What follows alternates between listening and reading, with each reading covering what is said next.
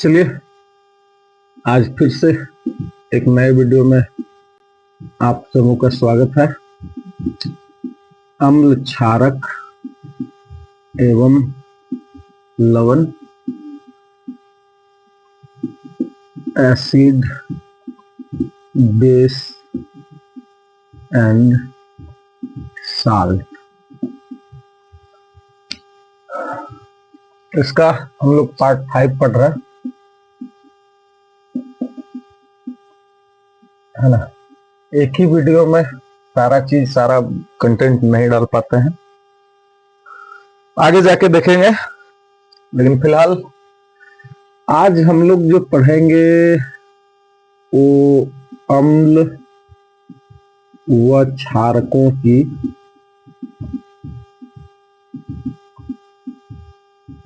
प्रबलता। अम्ल व क्षारकों की प्रबलता। क्या हुआ, एक वैज्ञानिक थे सोरेनसन।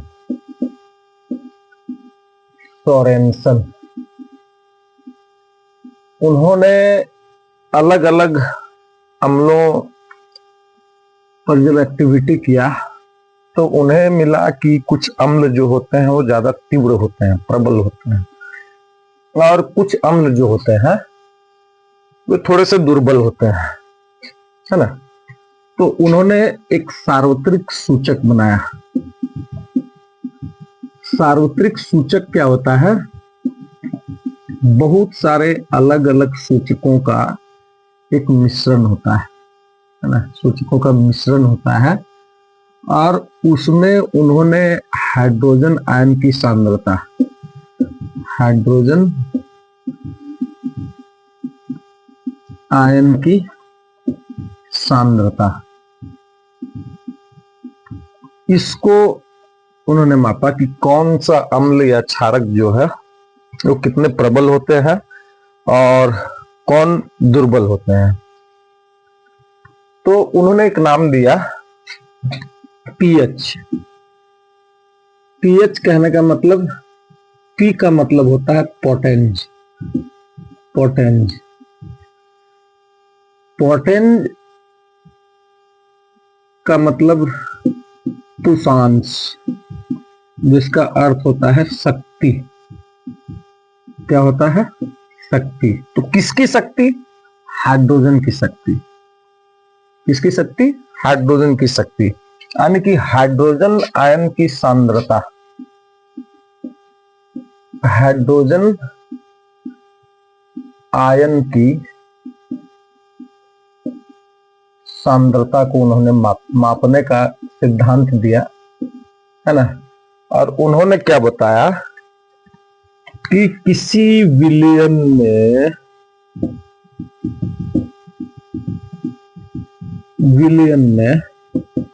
हाइड्रोजन आयन की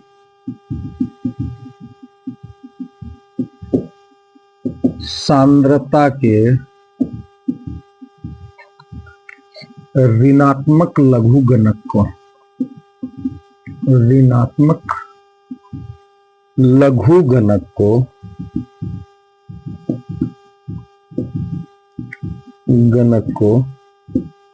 पीएच मान कहा जाता है। और उन्होंने सूत्र दिया कि pH equal to minus log H+,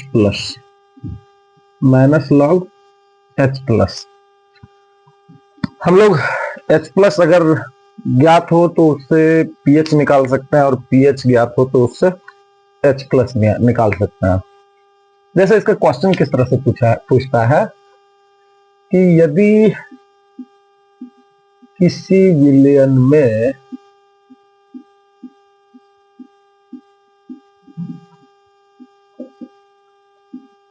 hydrogen ion की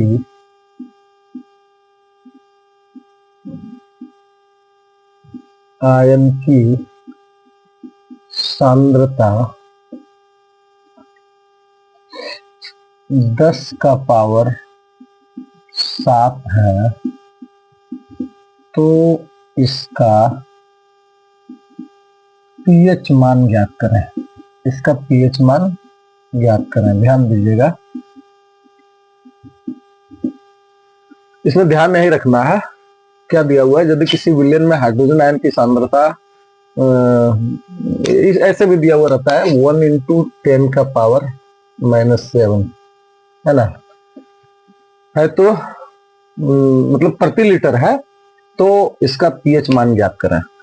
तो उस परिस्थिति में हमको क्या करना है, यहाँ पे देखिए कि पीएच निकालने के लिए -log 10 का पावर -7 होता है।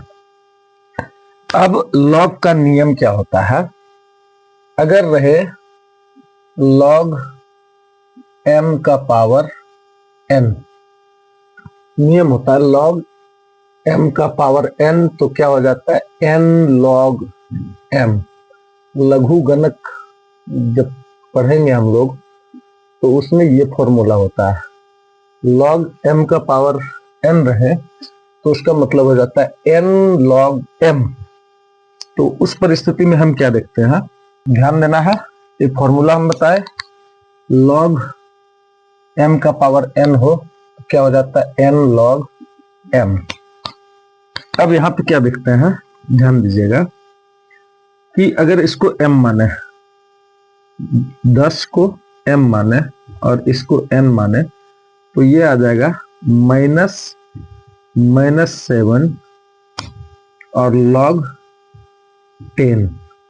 ध्यान दीजिएगा log 10, अगर कॉस्ट खोल दिए हम तो log पढ़ते हैं जब तो 10 का वैल्यू होता है 1, log 10 100 का वैल्यू होता है 2, log 10 और नीचे 1000 है तो इसका वैल्यू होता है 3, है ना। यानी कि जितना जीरो बढ़ेगा उतना वैल्यू उसका बढ़ते जाएगा। तो उस कंडीशन में log 10 का वैल्यू कितना होता है 1, तो माइनस इंटू माइनस +7 log 10, तो 7 log 10 का वैल्यू 1, यानी कि इस विलयन का पीएच मान क्या हो गया 7 हो गया। इसी तरह शॉर्टकट फॉर्मूला क्या आप लोग को याद रखना है कि ये आपको देखना है हाइड्रोजन आयन की सांद्रता कितनी है -7, तो इसका पीएच मान क्या हो जाएगा 7। अगर H+ आयन की सांद्रता 10 का पावर -8 हो, 10 का पावर -3 हो, तो उस कंडीशन में इसका पीएच वैल्यू क्या हो जाएगा 3 हो जाएगा। अगर H+ आयन रहे 10 का पावर -2, तो पीएच वैल्यू कितना हो जाएगा 2 हो जाएगा। और इसी का ऑपोजिट आप लोगों को याद रखना है कि अगर पीएच वैल्यू 10 हो, पीएच वैल्यू 3 हो, तो हाइड्रोजन आयन की सांद्रता पीएच वैल्यू 3 हो, तो उसमें हाइड्रोजन आयन की सांद्रता कितनी हो जाएगी 10 का पावर -3। पीएच वैल्यू 2 हो तो 10 का पावर -2। ये शॉर्टकट ट्रिक आप लोगों को याद रखना है ना, कि अगर हाइड्रोजन आयन की सांद्रता 10 का पावर -3 है तो इस 3 को उठाना है, पीएच वैल्यू 3 हो जाएगा। अगर हाइड्रोजन आयन की सांद्रता 10 का पावर -2 है तो उसका पीएच वैल्यू 2 हो जाएगा। इसको ध्यान में रखना है। अब यहां पे इसी से पता लगाया जाता है जिस विलयन में हाइड्रोजन आयन की सांद्रता अधिक होती है। देखिए हाइड्रोजन आयन की सांद्रता H+ आयन की सांद्रता किसकी निकालेंगे हम, अम्ल की, और क्षारक की हम क्या निकालेंगे POH निकालेंगे। फॉर्मूला सेम रहेगा लेकिन हम क्या निकालेंगे POH, क्योंकि इसमें हाइड्रोजन आयन की सांद्रता नहीं बल्कि हम क्या निकालते हैं हाइड्रोक्साइड आयन की सांद्रता। क्या निकालते हैं पीएच वैल्यू आपका 7 तक ही जा सकता है। हम आगे क्या निकालते हैं, पीओएच वैल्यू। क्या निकालते हैं, पीओएच वैल्यू, क्योंकि हाइड्रोजन आयन की सांद्रता 7 तक ही जा सकती है, 7 के नीचे हो सकती है लेकिन 7 के ऊपर नहीं हो सकती है। अब आगे चलते हैं कि प्रबलता कैसे कैसे क्या बढ़ती है, ध्यान से समझना है।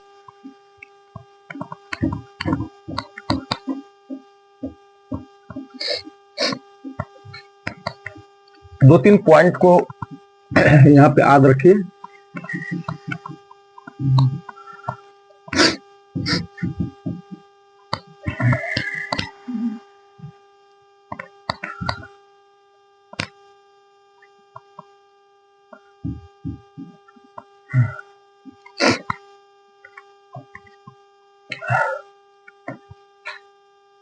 नंबर 1 क्या पॉइंट, अम्लों का पीएच मान 7 से कम होता है। पहला पॉइंट। दूसरा पॉइंट, अम्लों पीएच मान जितना घटेगा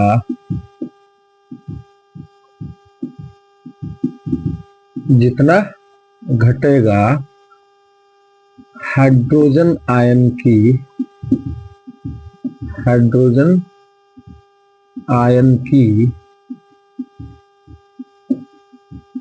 सांद्रता उतनी ही बढ़ेगी।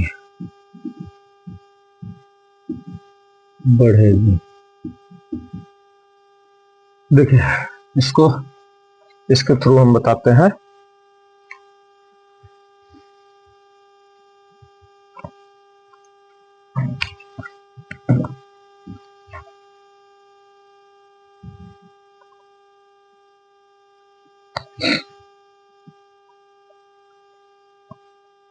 ध्यान से देखना है, याद रखना है आप लोगों को कि पीएच मान को हम किससे मापते हैं, पीएच स्केल के द्वारा। इसको किसने खोजा था, सोरेनसन ने। पीएच स्केल में जो होता है, पीएच स्केल का परास, कभी कभी क्वेश्चन पूछता है, 1-2 बार पूछा है, पीएच स्केल का परास 0 से 14 तक होता है। यानी कि जितना भी विलयन है, जितनी भी वस्तुएं हैं, उन सबों का पीएच मान जो होता है वो 0 से लेकर के 14 तक होता है। ध्यान दीजिएगा, 1, 2, 3, 4, 5, 6,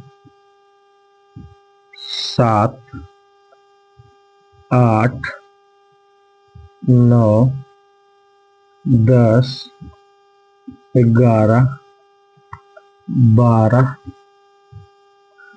13, 14, जितने भी विलयन है पीएच मान 14 ही तक होता है। अब यहां से लेके यहां तक 7 से नीचे आपको ध्यान रखना है। 7 से नीचे जितने भी होंगे, 7 से नीचे है ना, हाइड्रोजन आयन, ध्यान रखिएगा, हाइड्रोजन आयन की बढ़ती सांद्रता है ना। और अगर इधर से इधर बढ़ेगा, यानी कि राइट टू लेफ्ट है ना, राइट टू लेफ्ट, तो उस कंडीशन में हाइड्रोजन आयन की सांद्रता बढ़ेगी। और left to right hydrogen ion की घटती सांद्रता, आयन की घटती सांद्रता, ध्यान देना है। और ये 7 जो होता है वो उदासीन होता है। क्या होता है? उदासीन। ये ना तो अम्लीय होता है और ना ही क्षारकीय होता है, लेकिन जैसे घटता जाएगा, 7 से नीचे हुआ तो अम्लीयता उसकी बढ़ती जाएगी। यानी कि यहां पे देखिए, ऐसे करके पीएच वैल्यू हम याद रखते हैं कि इसमें से अगर किसी का वैल्यू दिया हुआ, मान के चलिए विलियन ए 5, विलियन बी 6, विलियन सी 4, विलियन डी 2, विलियन ई 3। तो इसमें से ध्यान रखिएगा कि सबसे कम जिसका मान होगा, सबसे कम जिसका मान होगा वो प्रबल अम्ल होगा, और सबसे अधिक जिसका मान, हालांकि सब अम्ल है, यहाँ पे देखिए 7 से नीचे है सब, तो सारे अम्ल हैं, लेकिन इसमें प्रबल और दुर्बल कौन है? तो सबसे पूरे जिसका मान होगा, सबसे ज्यादा किसका मान है? बी। तो ये हो जाएगा दुर्बल अम्ल। इसमें हाइड्रोजन आयन की सांद्रता क्या होगी? कम होगी। और जिसका वैल्यू सबसे कम है, यानी कि डी, तो डी जो होगा वो क्या होगा? प्रबल अम्ल हो जाएगा। यानी कि पीएच वैल्यू जितना घटेगा, प्रबलता, अम्ल की प्रबलता उतनी ही बढ़ती चली जाएगी। अब इसको हम कैसे लिख सकते हैं? ध्यान दीजिए कि हाइड्रोजन आयन की सांद्रता सबसे ज्यादा इसमें डी में, उसके बाद ई में, उसके बाद सी में, उसके बाद ए में, उसके बाद बी में। क्या देखिएगा, ध्यान दीजिएगा, ए का वैल्यू 5 था, बी का वैल्यू 6, सी का वैल्यू 4, डी का वैल्यू 2 और ई का वैल्यू 3। सबसे कम वैल्यू किसका है? बी का। तो सबसे अधिक प्रबल अम्ल कौन होगा? 2 वाला, जिसका वैल्यू सबसे कम, और हाइड्रोजन आयन की सांद्रता सबसे अधिक इसी में होगी। उसके बाद ई, उसके बाद सी, उसके बाद ए, उसके बाद ई। ये चीज आपको ध्यान रखना है। और इधर जो हम निकालते हैं 7 के बाद, ये जो होते हैं इसमें OH माइनस आयन होते हैं, OH माइनस आयन। अब इनकी प्रकृति क्या होती है? तो क्षारकीय होती है। इनकी प्रकृति क्या होती है? क्षारकीय होती है। ध्यान देना है, याद रखना है कि क्षारकों का पीएच मान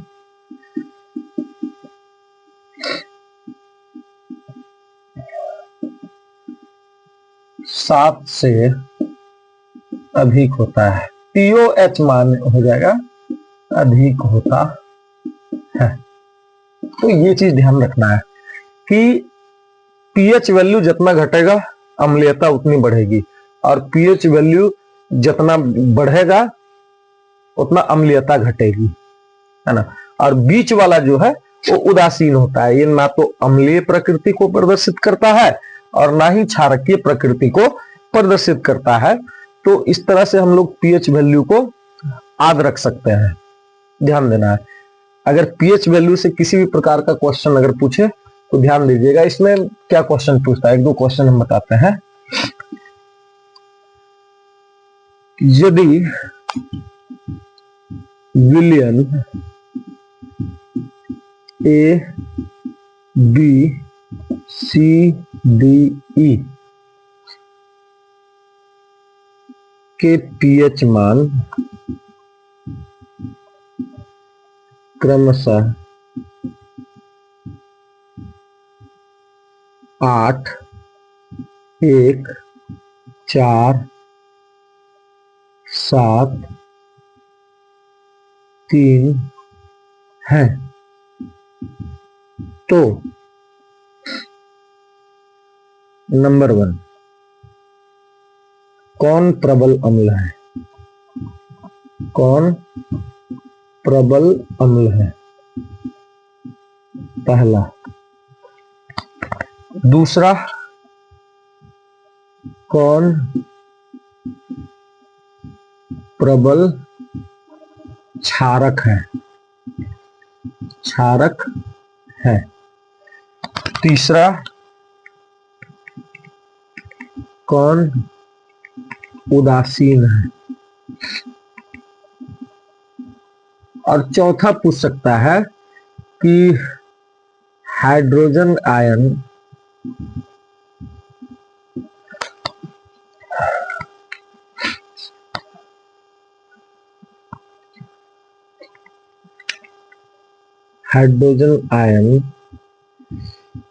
की बढ़ती सांद्रता के अनुसार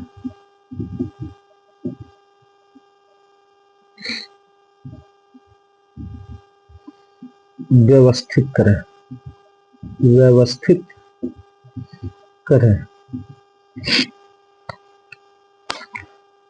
तो इस क्वेश्चन को लेते हैं। यदि विलयन ABCD है, ए का वैल्यू 8, बी का वैल्यू 1, सी का वैल्यू 4, डी का वैल्यू 7 और ई का वैल्यू 3। तो यहां देखना है, ये देखिए, इसमें से बी अम्ल है, सी अम्ल है और ई अम्ल है, बाकी ये क्षारक है। और ये क्या है, जिसका हम बताए थे कि जिसका वैल्यू 7 होता है उसको उदासीन है, वो ना अम्लीय होता है और ना ही क्षारकीय होता है। अब सवाल क्या है कि कौन प्रबल अम्ल है। यहां पे अम्ल के गो है, बी, सी और ई। तो हम क्या बताए थे कि जिसका वैल्यू सबसे कम होगा वो प्रबल अम्ल हो जाएगा। तो सबसे कम वैल्यू वाला कौन है, विलयन बी। पहला का आंसर क्या हो जाएगा, विलयन बी, क्योंकि इसका वैल्यू सबसे कम है। एक है, कौन दुर्बल अम्ल है। अगर पूछ दे कौन दुर्बल अम्ल है, तो अम्ल तो 3 गो है, 1 2 3। एक ये तीनों में से सबसे ज्यादा वैल्यू किसका है, सी। तो दुर्बल अम्ल इसमें से कौन हो जाएगा, सी। और दूसरा क्वेश्चन पूछा कौन प्रबल क्षारक है। तो एक चीज ध्यान रखिएगा, जिसका वैल्यू अगर 8 9 10 11 में से सबसे प्रबल अम्ल कौन है, पूछेगा प्रबल अम्ल कौन है, तो जिसका वैल्यू 11 है ना। दुर्बल क्षारक कौन है, तो बोल 8 वाला है। प्रबल क्षारक कौन है, 11 वाला। यानी कि मान जितना बढ़ेगा क्षारकों की प्रबलता उतनी ही बढ़ेगी, है ना, ध्यान दीजिएगा। तो यहां पे ए क्या हो जाएगा, क्षारक। कौन प्रबल क्षारक है, 8। हालांकि प्रबल और दुर्बल इसमें से क्षारक एक ही है, तो इसमें प्रबल और दुर्बल की कोई बात नहीं है। क्षारक कौन है, 8। अगर दिया हुआ रहे ए भी 8, बी 11, सी 10 और डी 12, तो उस परिस्थिति में प्रबल क्षारक कौन हो जाएगा, जिसका वैल्यू सबसे अधिक होगा। और दुर्बल क्षारक कौन हो जाएगा, जिसका वैल्यू सबसे कम हो जाएगा। तो प्रबल क्षारक कौन है, ए। हालांकि प्रबल क्षारक की बात नहीं है, आप एक ही क्षारक है, तो क्षारक कौन है, विलयन ए। और कौन उदासीन है, तो उदासीन कौन हो जाएगा, जिसका वैल्यू 7 में है। ये चीज ध्यान रखना है, ये क्वेश्चन बन जाएगा, ध्यान रखना है। और क्या बोला कि हाइड्रोजन आयन की बढ़ती सांद्रता के अनुसार व्यवस्थित कीजिए। तो बढ़ती सांद्रता के अनुसार, यानी कि सबसे कम सांद्रता किसमें होगा, सबसे कम सांद्रता उसमें होगा जिसका पीएच वैल्यू सबसे अधिक होगा। तो पीएच वैल्यू सबसे अधिक किसका है, ए का। ए सबसे कम हाइड्रोजन आयन की सांद्रता ए में होगी, उसके बाद डी, उसके बाद